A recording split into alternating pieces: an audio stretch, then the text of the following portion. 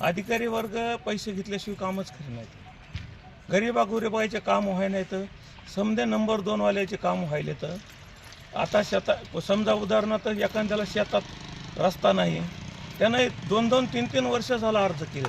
मीच 3 वर्ष झाला अर्ज करतो की माझ्या शेतामध्ये रस्ता नाही आणि माझ्या शेताला बांधून रस्ता देण्यात यावे, माझ्या कनेरवाडी गावचे 15 रस्ते खुले करण्यात यावे। 3 वर्ष झालं मी परेशान। पण हे अधिकारी वर्ग खुर्चीवर एक बसन आहे आणि काही पुढाऱ्याच्या म्हणण्यावरच फक्त इथं काही अधिकारी आहेत। मग ते पोलीस स्टेशन असो, तहसील असो, ह्यांचा मनमानी कारभार आहे, जणू काय ह्यांच्या घरातली दप्तर आहे, शासनाचं नाही। अशा उद्देशानं हे दाबदडपी करून माणसाचा म्हणजे माणसाला त्रास द्यायला। आपलं नाव काय?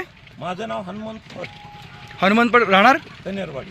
आणि आज जी कारवाई झालेली आहे एसीबीची, त्याबद्दल तुमचं काय मत आहे?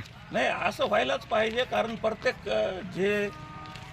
ज्याचे काम आहेत आणि ज्यांना कोणी अधिकारी पैसे मागत असेल तर त्याच्यासाठी आता पर्याय म्हणून हाच उपाय आहे की आता ज्यांनी रिश्वत मागितली त्याला अँटी करप्शन ब्युरो किंवा जे काय मीडिया समोर आणणे आणि ह्या लोकांचे नार्को टेस्ट करा। जे की इथं एक साधा तलाठी आणि त्यांचे 5-5 ठिकाणी बंगले येतात, त्यांचे 10-10, 20-20, 25-25 एकर शेती आहे, इतका प्लॉट आहे त्यांचे की इथं 20 वर्षापासून काही मंडळ अधिकारी इथं तलाठी इथं जणू काय ह्यांना असं ह्यांच्या हक्काचं ही परळी शहर असे म्हणून इथे येऊन बसलेले इथं।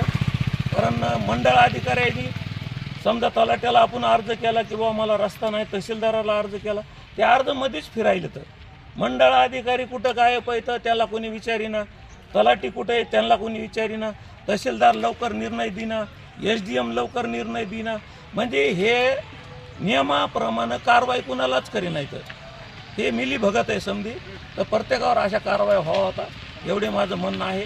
आणि समजा जाणकार तालुक्यातल्या लोकांनी गरीब गुरेबियांनी ज्यांना रिश्वत मागल त्यांच्याविषयी अँटी करप्शनला कळवावा आणि अशा लोकांना धडे शिकल्याशिवाय आपली परळी सुधारणार नाही, कारण काही पुढाऱ्याच्या अंडरमधले हे लोक आहेत।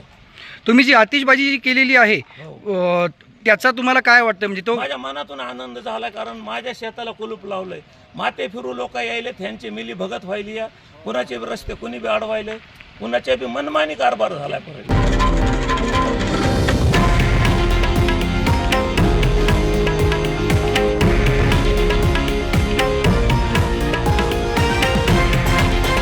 हे आहे देशातील नंबर 1 न्यूज नेटवर्क आणि आपण पाहत आहात TV9 मराठी, एकमेव।